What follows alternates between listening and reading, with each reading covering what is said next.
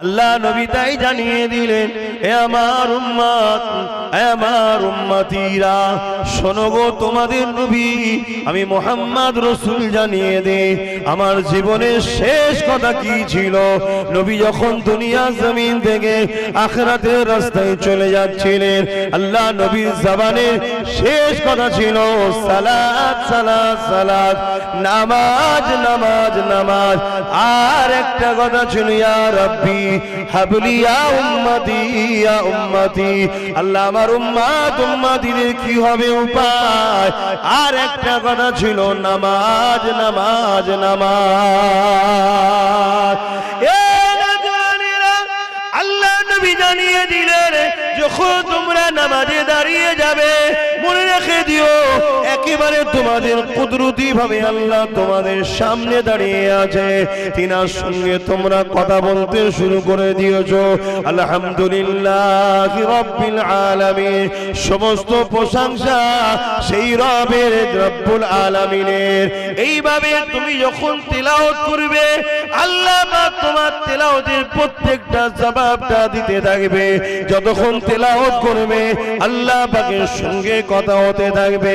আল্লাহ নবী আরো জানিয়ে দেয়, যখন তুমি সিজদায় পড়ে যাবে, যদি মাটিতে নামাজ পড়ো তুমি দেখবে তোমার কপালে মাটি লেগেছে, মার্বেলে নামাজ পড়লে মার্বেল লেগেছে, এবং মকমলের নামাজ পড়লে কপালে মকমল ঠেকছে।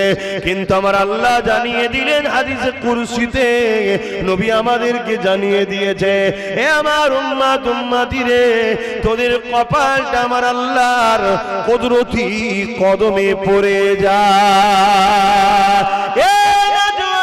যুবকেরা এই নামাজ কাজা করো না গো, ও আমার আম্মা জানেরা বোনেরা এই নামাজ ছেড়ে দিও না গো। কারবারে আছো ওখানে দাঁড়িয়ে যাও, দোকানে আছো ওখানে দাঁড়িয়ে যাও, ফিরি যদি থাকো মসজিদে চলে যাও। কেননা একা একা নামাজ পড়ার থেকে জামাতের সঙ্গে পড়লে 27 গুণ সওয়াব বেশি দেয়। যখন তুমি সিজদায় পড়ে গিয়ে সুবহান রাব্বিল আলা তাসবিহ পড়বে, আমার আল্লাহ ফেরেশতাদেরকে ডেকে ডেকে বলবে, ওই ফেরেশতা দেখো দেখো দেখো দেখো তোমরা যাদেরকে বানাতে মানা করেছিলে কি করছে তারা দেখো। ফেরেশতা তখন বলতে লাগবে, ও রাব্বি আল্লাহ, দুনিয়া সব কিছু ভুলে গিয়ে নিজেকে আপনার কুদরতি কদমে উৎসর্গ করে দিয়েছে। দিয়ে তারা বলতে লেগেছে সুবহান রাব্বিল আলা, ওরে আমার ফেরেশতারে পাপের বোঝা নিয়ে আমার পবিত্রতার বর্ণনা করে, পাপের বোঝা নিয়ে আমার পবিত্রতার গুণগান করে।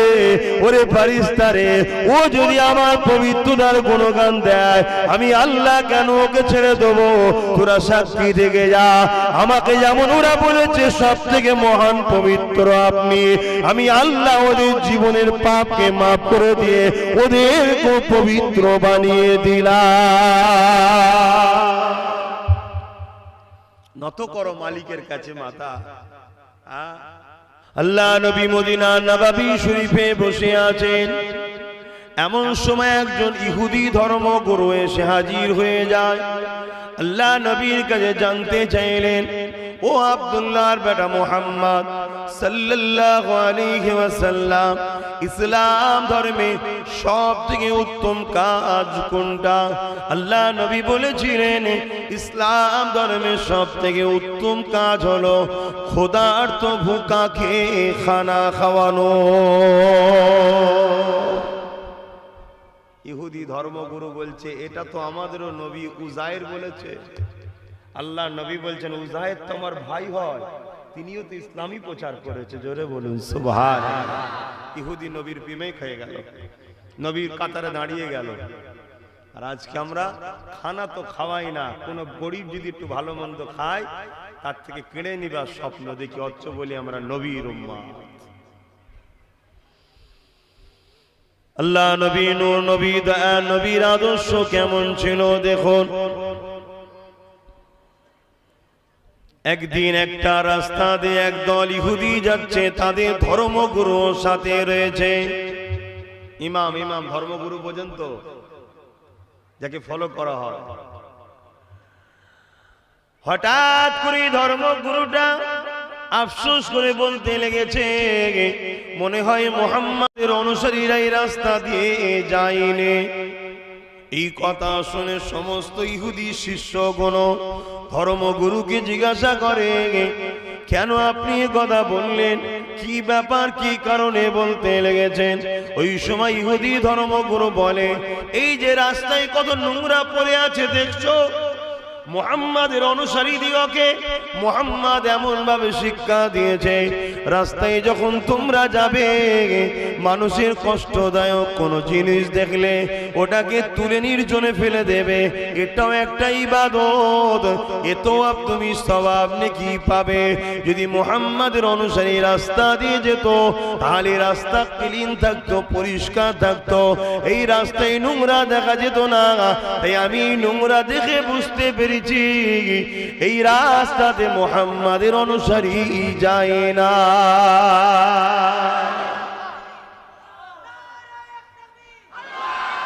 তাকবীর দিচ্ছ, ভালো জিনিস। নিজের পাড়াটা দেখো দেখি।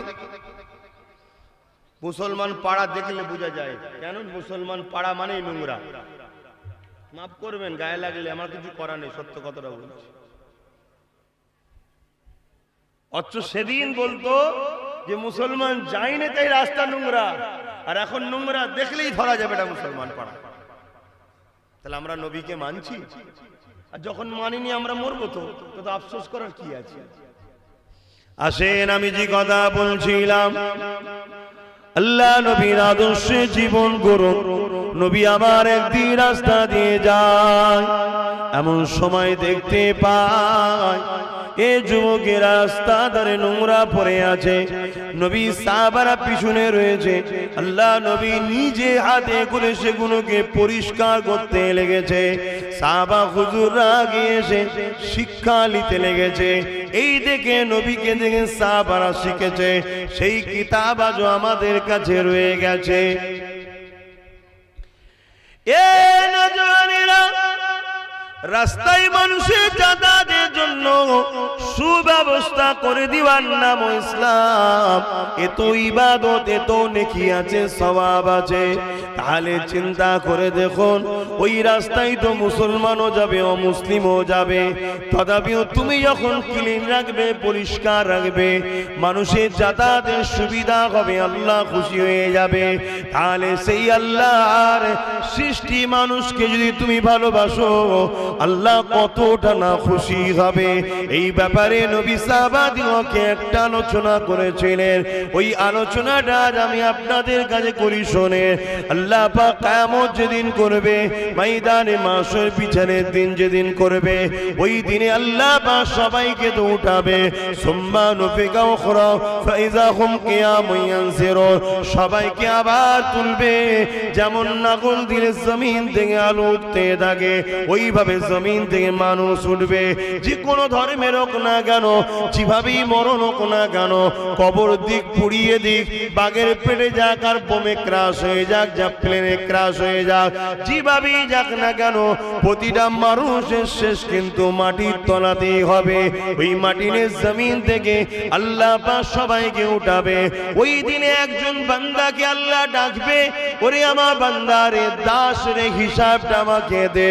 ওই বান্দা আল্লাহ পাকের কাছে কাঁপতে কাঁপতে, ভয়ে তরতর করে কেঁপে কেঁপে বলবে, ও রব্বি আল্লাহ, আমি দুনিয়ায় তো কোনো ভালো কাজ করিনি আল্লাহ, আপনি আমাকে গোপনে গোপনে জাহান্নামে দিয়ে দিয়ে সবার কাছে অপমান করবেন না। এখানে আমার মাও আছে, ময়দানে মাশরে আমার বাপ আছে, আমার আত্মীয় রয়েছে, স্ত্রী রয়েছে, সন্তানেরা রয়েছে। আমি এমনও পাপ করেছি যে পাপের কথা সমাজের কাছে বলা যাবে না। আল্লাহ আপনি আমাকে গোপনে গোপনে জাহান্নামী করে দেন। আমার আল্লাহ পাক জানিয়ে দেন, এ আমার জানিয়ে দেবে, এ আমার বান্দারে, তোর আমল নামাটা একবার দেখা। আমরা হয়তো ভাবছি দুনিয়ায় মিথ্যা কথা বলি, আল্লাহকেও বলবো, এই নামাজ পড়েছিস, আল্লাহ 5 ওয়াক্ত তাহাজ্জুদ সব পড়তো। রোজা রাখতিস, আল্লাহ 30 মাস তো, 1 মাস তো রেখেছি 30টা বা 1 মাস, আরো অনেক রোজা রাখতাম। দান করতে, আল্লাহ দান করে ভিখারি হয়ে গেছিলাম। মিথ্যা মিথ্যা বলতে আল্লাহকে দুনিয়ায় বলছি সবার সামনে, এরকম যদি কেউ খেয়ালে থাকেন, শোনেন, ওখানে জিজ্ঞেস করা করির ব্যাপার নেই, ওখানে আপনার আমলনামা দেখা হবে, সব লিপিবদ্ধ হয়ে আছে, বসে আছে কাঁধে, দুই কাঁধে বসে একটা নেকি একটা বদি লিখছে। রাত্রিরে নিরিবিলি নির্জুমে গভীর রাত্রিরে যদি কারো গাছের একটা নারিকেলও চুরি করে থাকো, কেউ সাথে নাই, তুমি একা, ওটাও লেখা হচ্ছে। তুমি হৃদয়ের দিল থেকে কাউকে যদি কুমন্তব্য ক্ষতি করার প্ল্যানও করো, ওই হৃদয়ের খবরটাও লেখা হচ্ছে। কথা বুঝছেন? যখন কিয়ামতে তোমার আমলনামা দেওয়া হবে, তখন তুমি বলবে, আল্লাহ আমি তো নারকেল চুরি করিনি, এ ফেরেশতা ভুলভাল লিখেছে, নাউজুবিল্লাহ। আল্লাহ বলবে তাই? অমনি জবান বন্ধ হয়ে যাবে। পা বলবে আল্লাহ এই পায়ে হেঁটে হেঁটে গেছিল। হাত বলবে হ্যাঁ আল্লাহ এই হাত দিয়ে বেড় দিয়েছিল নারকেল গাছ।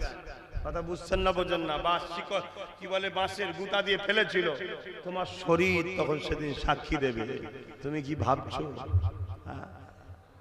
আল্লাহু সাইয়্যুল কাদির, তিনি সর্বশক্তিমান, তিনি সব জানেন। হ্যাঁ, নত হও, ক্ষমা চাও, পাহাড় পাহাড় গুনাহকে মাফ করে দেবে। জোরে বলুন সুবহানাল্লাহ। আহা, কত দয়ালু আল্লাহ।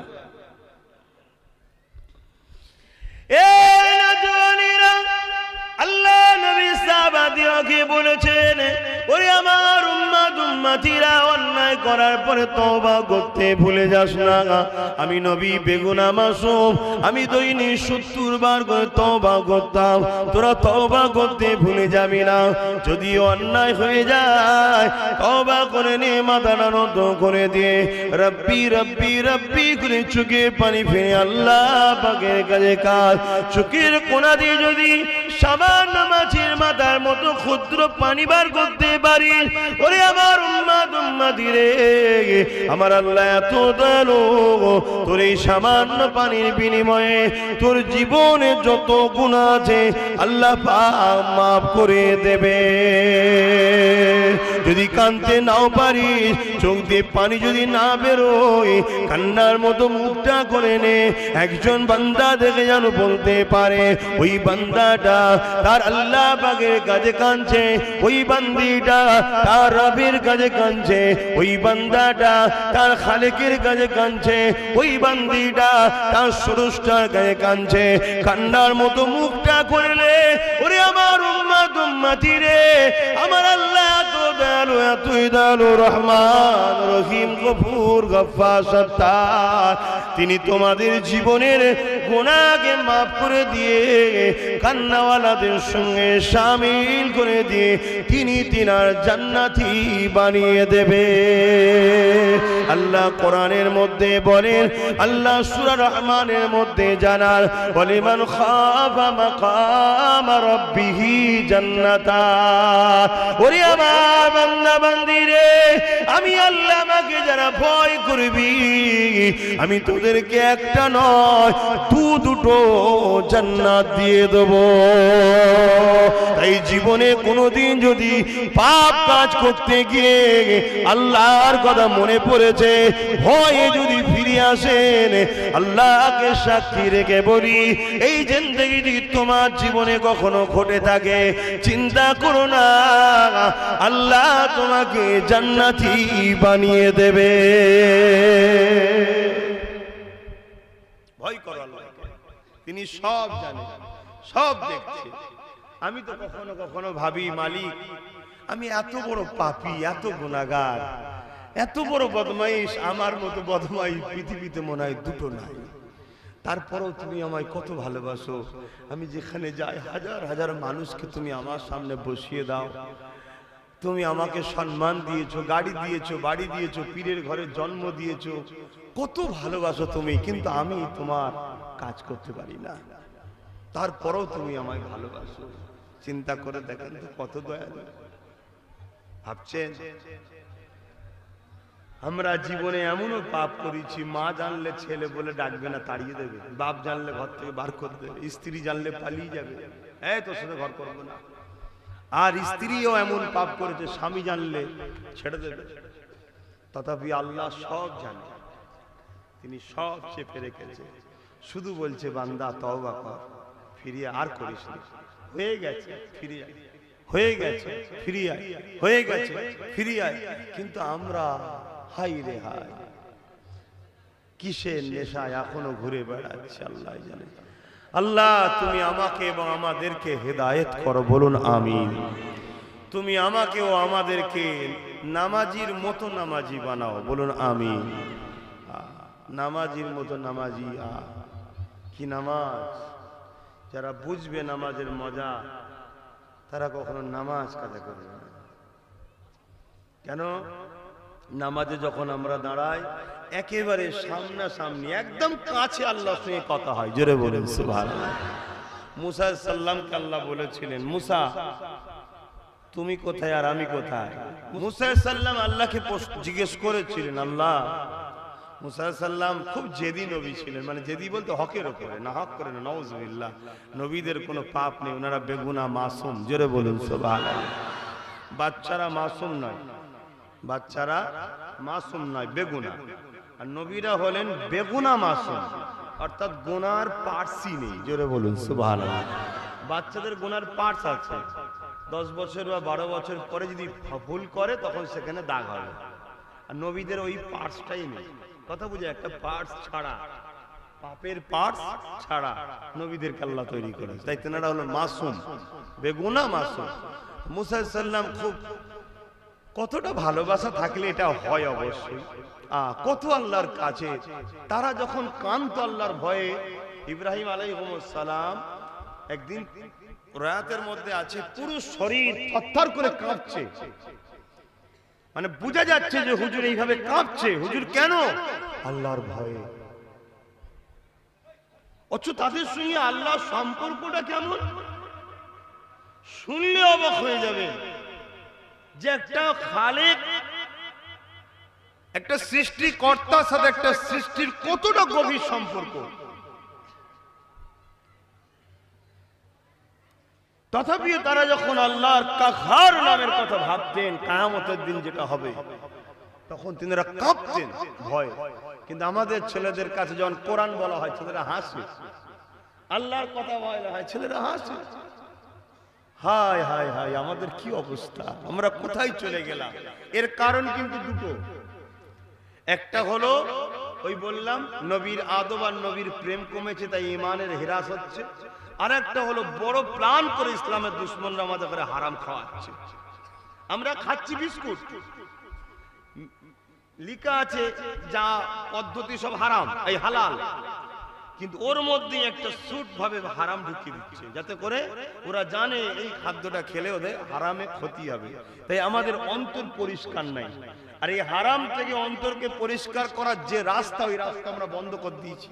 ওই রাস্তা কি বলুন? কাপড়ের নোংরা লাগলে না সার্ফ টাপ দিয়ে সাবান টাবান দিয়ে ধুলেন, পরিষ্কার হয়ে গেল, চকচকে নিউ হয়ে গেল। তো অন্তরে ময়লা হয়ে গেলে এটা পরিষ্কার করার রাস্তা কি বলুন? বলুন, ইউযকুরুল্লাহ যিকরান কাসীরা, আল্লাহর জিকির এবং বেশি বেশি করে, এবং আল্লাহ নামের ধাক্কা কলবে দিতে হবে। সেটা কোথায়? হাক্কানি ওলির দরবারে বসে, খানকা শরীফে বসে। ইলমে মারিফাতের শিক্ষা কেন্দ্রকে খানকা শরীফ বলা হয়, এবং ইলমে জাহিরি শিক্ষাকে মাদ্রাসা বলা হয়, এবং দুনিয়াবি শিক্ষাকে স্কুল কলেজ ভার্সিটি বলা হয়। কথা কিছু বুঝতে পারলেন? সবটাই শিক্ষা কেন্দ্র। তো যাক, আমি যেটা বলছিলাম, হযরত মুসা সাল্লাম আল্লাহ পাককে জিজ্ঞেস করছেন, কত সম্পর্ক আল্লাহর সঙ্গে মুসা সাল্লামের। মুসা সাল্লাম একদিন আল্লাহকে বলছে, আল্লাহ, আমি যদি আল্লাহ হতাম আর আপনি যদি মুসা হতেন, আপনি আমার কাছে কি দোয়া চাইতেন? এই কথাটা বলতে গেলে কত গভীর সম্পর্ক থাকা দরকার, বুঝতে পারছেন? আল্লাহ, আপনি যদি মুসা হতেন আর আমি যদি আল্লাহ হতাম, আপনি আমার কাছে কি দোয়া চাইতেন? আল্লাহ পাক বলেছিলেন, মুসা, আমি সুস্থ শরীরের দোয়া চাইতাম। জোরে বলুন সুবহানাল্লাহ। সুস্থ শরীর কত বড় নিয়ামত, বুঝছো? যুবক এখন বুঝবে না, আমার বাপেদের জিজ্ঞেস করো কি বুঝছেন এখন, তখন বলবে হাই রে হাই। এখন আমরা পান খেয়ে, গুটকা খেয়ে, বিড়ি খেয়ে, খারাপ খারাপ জিনিস খেয়ে শরীরটাকে নষ্ট করে দিচ্ছি। এ শরীর বড় নিয়ামতের জিনিস। শরীর ভালো থাকলে ভালো কাজ করতেও মন যাবে, আর শরীর খারাপ হয়ে গেলে ইচ্ছা থাকলেও মন থাকলেও শরীর সাথ দেবে না। তো মুসা আলাইহিস সালাম আল্লাহকে জিজ্ঞেস করছে, আল্লাহ আমি তো আপনার সঙ্গে কথা বলছি, আর কি আপনার সঙ্গে কেউ কথা বলে? আল্লাহ বলল, মুসা আমার একদল স্পেশাল রাখা আছে। বলুন সুবহানাল্লাহ। তুমি কথা বলছো, তোমার জায়গা ফিক্সড আছে, তুর পাহাড়ে আসতে হয়। তারা কথা বলবে, জায়গা কোনো ফিক্সড নাই, জমিনের যে কোনো জায়গায় দাঁড়িয়ে তারা আমার সঙ্গে কথা বলতে পারবে। জোরে বলুন সুবহানাল্লাহ। মুসা আলাইহিস সালাম তো খুশি হচ্ছে, কারা তারা জানার জন্য কৌতূহল হচ্ছে। আর হে মুসা তুমি কথা বলো, টাইম আছে, বেশিক্ষণ কথা বলতে পারো না আমার সাথে। তারা যতক্ষণ খুশি কথা বলবে, তাদের কথা আমি শুনতেই থাকি, তাদের কথার জবাবও দিতে থাকি। জোরে বলুন সুবহানাল্লাহ। আর মুসা শোনো, তুমি যে আমার সঙ্গে কথা বলছো, তোমার আমার বীজখানে কতটা দূরত্ব? মুসা আলাইহিস সালাম বলছেন, আল্লাহ আমি তুর পাহাড়ের নিচে, আর আপনি তুর পাহাড়ের উপরে, এতটা দূরত্ব হবে? আল্লাহ বলছেন না, 70,000 নূরের পর্দা আছে, এক একটা পর্দা 1000 বা 10,000 বছরের রাস্তা। বলুন আল্লাহু আকবার। অর্থাৎ আল্লাহ সব থেকে মহান, কেন এটা সব থেকে মহানের কাজ, ঠিক না বেটি? আর তারা যখন আমার সঙ্গে কথা বলবে, একেবারে তাদের সামনে আমি কুদরতি ভাবে থাকবো, একেবারে সামনে একে অপরের কথা হবে। জোরে বলুন সুবহানাল্লাহ। মুসা আলাইহিস সালাম বলছে, আল্লাহ আমাকে সেইটা করছেন না কেন? আমাকে সেই দলে দেন, স্পেশালে। আল্লাহ বলল, মুসা না, ওটা আমার স্পেশাল রাখা আছে, আমার দোস্তর উম্মত উম্মতি হবে। জোরে বলুন সুবহানাল্লাহ। কিভাবে কথা বলবে? যখন তারা নামাজে দাঁড়িয়ে যাবে, আসসালাতু মিরাজুল মুমিনিন, নামাজ আল্লাহ পাকের দিদার স্বরূপ।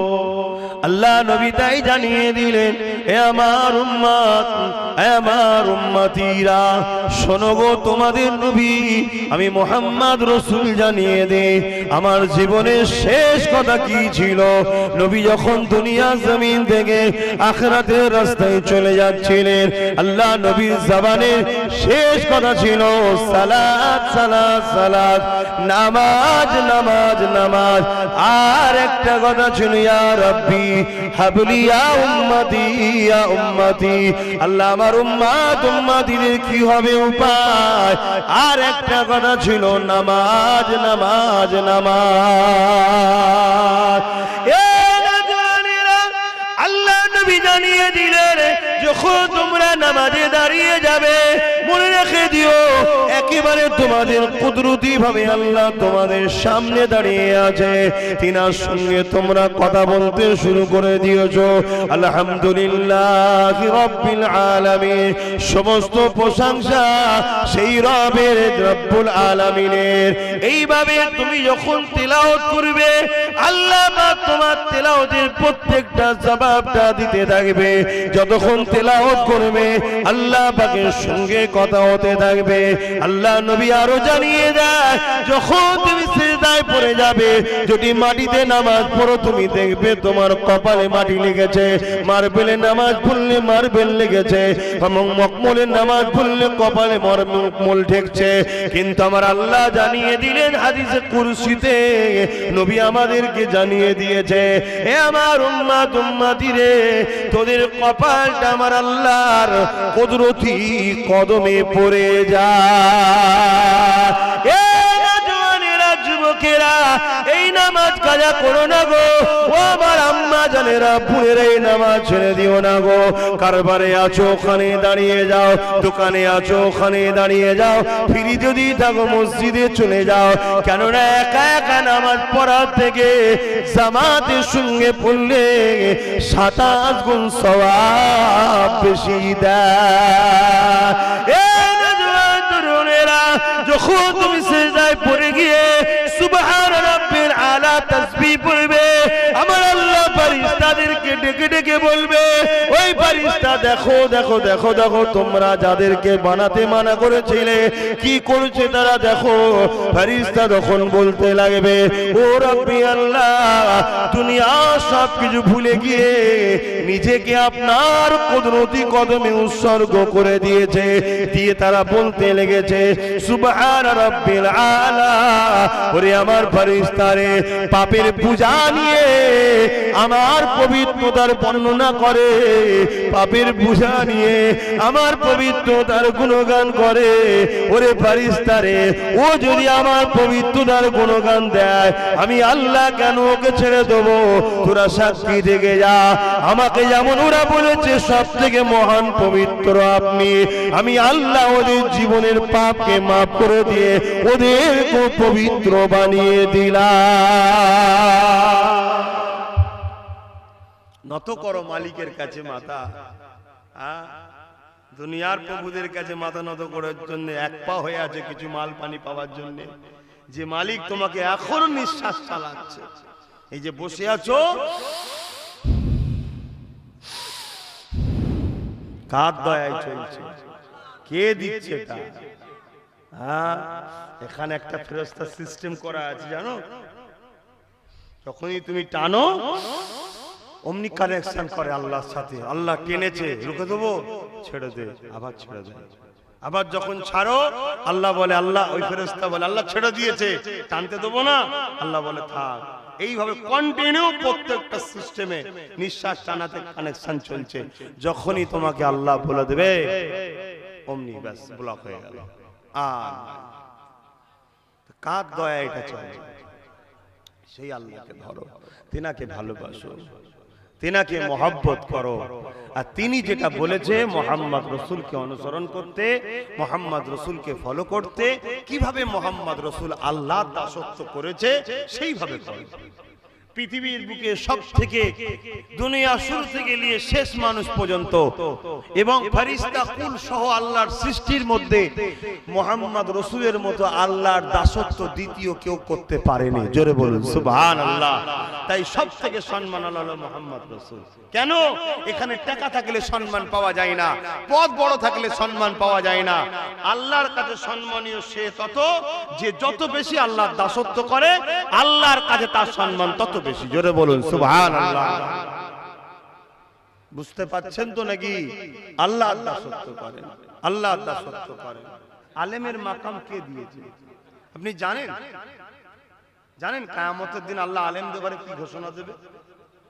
আল্লাহ কুদরতি জবানে কিয়ামতের দিন ঘোষণা দেবে, আমার আলেম বান্দারা, তোমাদেরকে আমি আলেম করেছিলাম, কিয়ামতের দিনে হিসাব টিসাব লব এই জন্য নয়, যাও তোমরা জান্নাত চলে যাও। জোরে বলুন সুবহানাল্লাহ। গল্প বলছি নি, আমার বাপের কথা বলছি নি, রাসূলুল্লাহর কথা বলছি। আর রাসূলকে কে শুনিয়েছে? হাদিসটা ওহী, জানেন তো? হাদিসটা ওহী, কোরআনটা ওহী। একটা ওহী মাতলু, একটা ওহী গায়র মাতলু। সবটাই আল্লাহর কথা, একটা ডাইরেক্ট, একটা নবীর মাধ্যমে। হাদিস অস্বীকার করলে ইসলাম থেকে বেরিয়ে যাবে। আলেম দেখে আল্লাহ বলবে যাও তোমরা জান্নাত চলে যাও। কিন্তু একদল লোক যখন জান্নাতের ঘোষণা হয়ে যাবে, একদল লোক ধরবে আলেমদেরকে যে আপনারা চলে যাচ্ছেন, তার মানে দুনিয়ায় আপনার উজুর পানি আমি বইছি, এক দস্তখানে খেয়েছি, আপনাকে রান্না করে খাইয়েছি। কথা বুঝছেন না? কেন? আপনি আল্লাহওয়ালা ছিলেন, আলেম ছিলেন, দ্বীনের জ্ঞান ছিল আপনার কাছে, কোরআন ছিল, হাদিস ছিল। তাই কোরআন ও হাদিস থাকার জন্য আপনাকে সম্মান করেছিলাম। আর আজকে আপনি চলে যাচ্ছেন, আমাদের কথা ভাববেন না মানে? তখন তারা আবার বলবে আল্লাহ, কিছু লোক আমাদেরকে দুনিয়ায় ভালোবাসতো, আমরা আলেম হয়েছিলাম, আপনার দ্বীনের জ্ঞান ছিল বলে আপনাকে ভালোবাসতাম বলেই তারা ভালোবাসতো। আজকে তারা বড় আবদার রেখেছে, আল্লাহ ওই আলেমদের ওসিলায় তাদেরকেও জান্নাত দেবে। জোরে বলুন সুবহানাল্লাহ। তবে এটা কোন আলেম? আমরা মনে করি বুখারী, মুসলিম, আবু দাউদ, নাসাঈ, ইলমে মাজাহ, সিয়াসাত, হাদিস পড়েছে, তাফসীর পড়েছে, কোরআন পড়েছে, আলেম। বেশক আলেম, অস্বীকার করছি না, কিন্তু কোন আলেম? দুনিয়ার মানুষের নজরের আলেম আলেম নয়, আল্লাহর কুদরতি নজরের আলেম। কে? যার মধ্যে দুই ধরনের ইলম আছে, আল ইলমু ইলমানে। মাফ করবেন, একটা উদাহরণ দেব, এক্সাম্পল। একজন মানুষ চলে গেছে তাই তেনার নাম বলছি, বেঁচে থাকা লোকের না বলাটাই ভালো, কারণ সামনে কারো তারিফ করা ঠিক না। সেটা হলো বেশি দূর নয়, আপনাদের মনে হয় 18, 19, 20 কিলোমিটার হবে, উলেবেরিয়া টাউন মসজিদে শুয়ে আছে হাজী ইসহাক রহমাতুল্লাহ আলাইহি। এটা হলো আলেম, এই আলেমের কাতারে পাপীরাও জান্নাতে যাবে। জোরে বলুন সুবহানাল্লাহ। ইনাদের কথা বলে আল্লাহ। আরো আছে, দিল্লিতে শুয়ে আছে আব্দুল আজিজ মুহাদ্দিস দেহলভী, আব্দুর রহিম মুহাদ্দিস দেহলভী, শাহ ওলিল্লাহ মুহাদ্দিস দেহলভী। কথা বুঝে আসছে না? ইনাদের কাতারে যাবে। আরো আছে ফুরফুরা শেখ জামানার মুজাদ্দিদ উলিল আমদ দাদা হুজুর, তিনার 5 আওলাদ দেওবন্দীদের পীর সাহেব হাজী ইমদাদুল্লাহ মুহাজির মক্কি রাহমাহুল্লাহ। ইনারা হলেন আলেমে হাক্কানি। ইনাদের কাতারে 70,000 করে লোককে আল্লাহ জান্নাতি করে দেবে। জোরে বলুন সুবহানাল্লাহ। কথা বুঝে পাচ্ছেন তো নাকি? ইনাদের অন্তরে আল্লাহ এমন হিদায়েতের নূর দিয়েছিল, নিজেরা তো আলোকিত হয়েছে, ওই হিদায়েতের নূরের তুফানে হাজার হাজার মাইল দূরের লোকেরাও লাখো লাখ লোক হিদায়েতের আলো পেয়ে গেছে। জোরে বলুন সুবহানাল্লাহ। আমার কথা মেনে নিতে পাচ্ছেন তো নাকি? কি মানুষ তিনারা ছিলেন। এখন তো বাপ মাফ করবেন, কারো বিরোধী করার সৎ ইচ্ছা নেই। এখন তো আবার শোনা যাচ্ছে ইমাম মানা নাকি শিরক। বুঝতে পারছেন না? পারেন না? একদল মানুষ বলে বেড়াচ্ছে কোরআন মানো, সহিহ হাদিস বুখারী মুসলিম, অথচ সিয়াসাতটা মানে সহিহ হাদিসের 6টা কিতাব আছে। কথা বুঝা আসছে? সেগুলো সব বাদ, শুধু বুখারী মুসলিম আর ইমাম মানা যাবে না।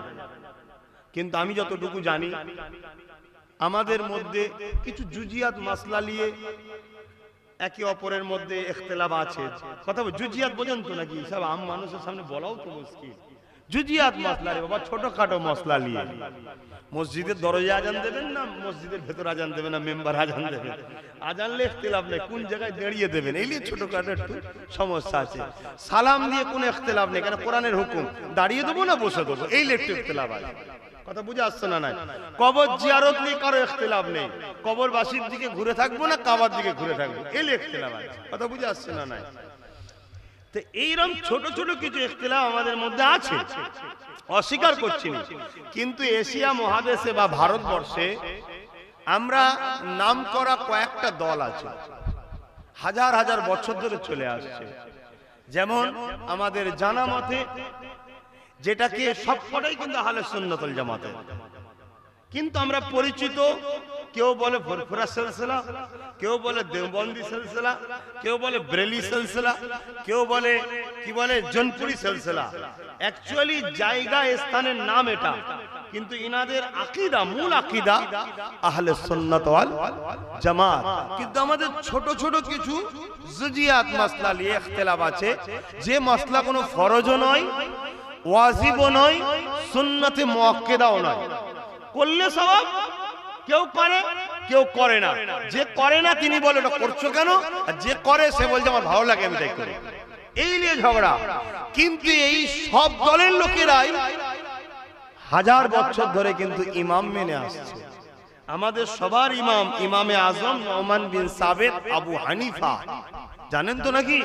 কিন্তু আজ হঠাৎ করে এই আটার মধ্যে নুন দিয়ে দেওয়া টাইপের এরকম সামান্য গুটিগত লোক সোশ্যাল মিডিয়ার মাধ্যম দিয়ে বিদেশি ডলার নিয়ে হাই প্রোফাইল তৈরি করছে বিদেশিরা, তার মাধ্যম দিয়ে প্রত্যেকের বাড়ি বাড়ি ঢুকিয়ে দেওয়া হচ্ছে ইমাম মানা নাকি শিরক। শিরক যে করে তাকে কি বলা হয় জানেন? একটু বলবেন? শিরক যে করে তাকে কি বলে একটু বলতে পারছেন না? তাহলে আম মানুষ এটাই জানেন না, তাহলে কি সমস্যা? মুশরিক বলা হয়, তার মানে তাদের কথায় আপনার আব্বা আমার আব্বা, আপনার দাদু আমার দাদু, আপনার পদ্দাদু আমার পদ্দাদু, আপনি দেওবন্দি হন আর ফুরফুরাবি হন আর বেরেলি হন আর জনপুরি হন, সব মুশরিক।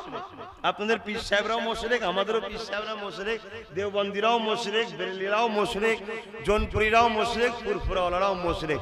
হঠাৎ করে নুনের মধ্যে আটা, ইরাই হলো আল্লাহর ওলি, এরকম কিছু বেরিয়েছে বাপ। কিন্তু তারা পেরে উঠছে দুটো কারণে। একটা হচ্ছে তাদের ব্যাপক অর্থ, কোথা থেকে টাকা আসছে? যারা ইসলামকে মিটাতে চায় তারা সহযোগিতা করছে। নিশ্চয়ই আপনারা জানেন কারা ইসলামকে মিটাতে চায়। আর দ্বিতীয় নম্বর, তারা এই দ্রুত প্রচার হচ্ছে কি করে? সোশ্যাল মিডিয়া এবং টিভি মিডিয়া, এবং তারা অল্প হলেও সরকার তাদেরকে সহযোগিতা করছে। এজন্য তারা দ্রুত বিস্তার করে ফেলছে, দ্রুত মানুষের কাছে খবরটা পৌঁছে দিচ্ছে। তাই আপনাদের সতর্কের জন্য এই কথাটা বললাম। আপনারা বেজার হলেন না? আমি কাউকে আঘাত দিয়ে ঠেস পৌঁছে ঝগড়া করার উদ্দেশ্যে বলিনি, ঈমান বাঁচাবার স্বার্থে বললাম। কারণ ইমাম মানতেই হবে। চারটে, সাফি, মালিকি, হাম্বলি, হানাফি, চারজনের মধ্যে যে কোনো একটা। যেমন আরব দুনিয়ায় হাম্বলি মাযহাব চলে। আরব দুনিয়ায় কি চলে? হাম্বলি মাযহাব। তাই তারা নাভির ওপরে হাত বাঁধে, দেখবেন বুকে নয়। কোথায় বাঁধে? নাভির ওপরে। নাভির ওপরে বাঁধাটাও তো ইমাম মানা, ওটাও বুখারীর হাদিস। আর নাভির নিচেটাও বুখারীর হাদিস, বুকেরটা হাদিস নয়, ওটা ভণ্ডমি। কথা বুঝছেন না? বোঝেন না? তাই আমরা সাফি, আমরা হলাম আবু হানিফা, নোমান বিন সাবেত। আমাদের ইমাম বলেছে নাভির নিচে, আমরা নাভির নিচে বাঁধি, ওটা কোথায়? বুখারীতেই আছে। আর ইমাম মালিক হুজুর উনি কি লিয়েছেন? নাভির উপরে। তাই আরব দুনিয়া নাভির উপরে বাঁধে, বুকে বাঁধে না। কথা কিছু বুঝছেন? তাই আরব দুনিয়াও কিন্তু ইমাম মানে। তাম পৃথিবীতে আজকের দিনে 100টা মুসলমানের মধ্যে 97টা আজও 4টে ইমামের মধ্যে কোন একটা ইমামকে মানে। আর 4টে ইমামের একটাই দল আহলে সুন্নাত ওয়াল জামাত। জোরে বলুন সুবহানাল্লাহ। 4 ইমামের 4টে দল নয়, 4 ইমামের একটাই দল আহলে সুন্নাত ওয়াল জামাত, অর্থাৎ নবীর দল, সাহাবাদের দল। জোরে বলুন সুবহানাল্লাহ। যে দলে নবী আছে, সাহাবারা রয়েছে, সে দল জান্নাতি দল। যেমন ইমাম কি বলে, গরিবে নওয়াজ খাজা মুঈনুদ্দিন আজমিরি সঞ্জালি রাহমাতুল্লাহ আলাইহি, উনিও ইমাম মানেন। বড় পীর ইমাম মানেন। কথা বুঝা? মুজাদ্দিদ আল পেসানি ইমাম মানেন। হযরত বাহাউদ্দিন নকশবন্দ ইমাম মানেন। এভাবে তাম পৃথিবীতে আজকের তারিখও 100র মধ্যে 97টা মানুষ ইমাম মানে। 1 কোটির মধ্যে 97 লক্ষ মানুষ ইমাম মানে। 100 কোটির মধ্যে 97 কোটি মানুষ ইমাম মানে। 200 কোটি মুসলিম, তার মধ্যে 6 কোটি হয়তো খুব জোর ইমাম মানা ছেড়ে দিয়েছে। এই সকল ইসলামিক দুশমন বক্তাদের পাল্লায় পড়ে। কিন্তু আলহামদুলিল্লাহ আজকের দিনও মানে। কাল আপনি যদি ইমাম ছেড়ে দেন, ধ্বংস হয়ে যাবে। এর ইমামরা কি বলেছে? কোরআনের বাইরে বলেছে, হাদিসের বাইরে বলেছে না।